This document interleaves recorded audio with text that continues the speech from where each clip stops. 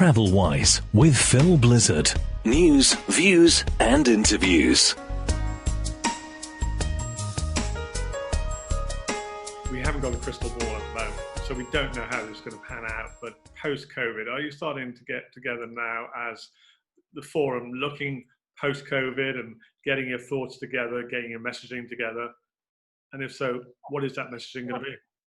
Absolutely. You asked me before the interview how it's going, and actually it's for me, it's been a blessing in disguise in the sense that it's giving me an opportunity to really reshape the organization as well.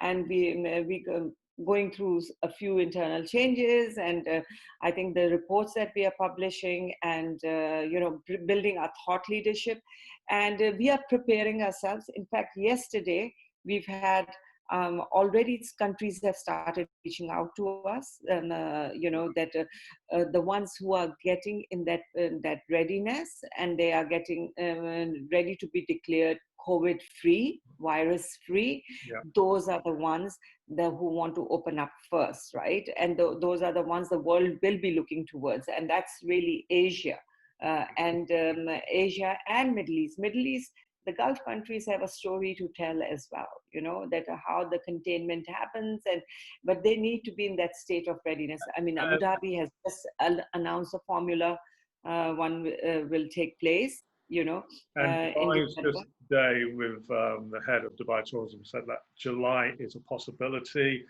Depends on bilateral talks, and as you say, looking at COVID-free countries in terms of getting tourism into the UAE. But again, it could be September, he was saying. So yeah, it's a waiting game. We don't have a crystal ball. You mentioned about publications and research. On the screen behind me, we've got COVID-19, which is one of your reports. So for people who want more information about countries being affected, go to the Global Tourism Forum website and check out that report. And what about events, forthcoming events, maybe virtual or hopefully face-to-face in the not too distant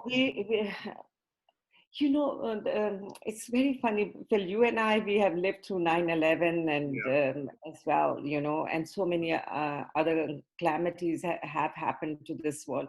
And every time you have seen that, when that happens, there are a lot of assumptions made. But then human nature is such that we bounce back, and that urge to connect face to face, you can't take it away. It's a human instinct. It's ingrained into us, and so the power of meetings and face to face meetings, I think that will come back 100%. However, on tourism, I believe I did another interview with another network the day before yesterday, and he said he's looked at some numbers and it'll take 5 years for tourism to bounce back.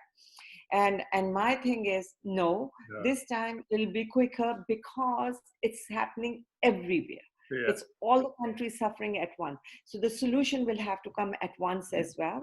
And the other thing is, tourism is the quickest, easiest, cheapest balm, medicine. You don't have to run any tests for it.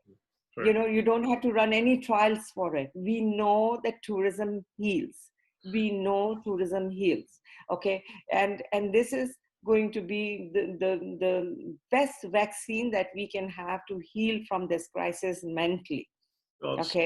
You're on a very optimistic note there. So, I mean, 5 years now, I can't see it happening. It'll be much, much quicker because of various other calamities. Tourism has bounced back quickly, as you said. Absolutely. Isolated, global as well. So.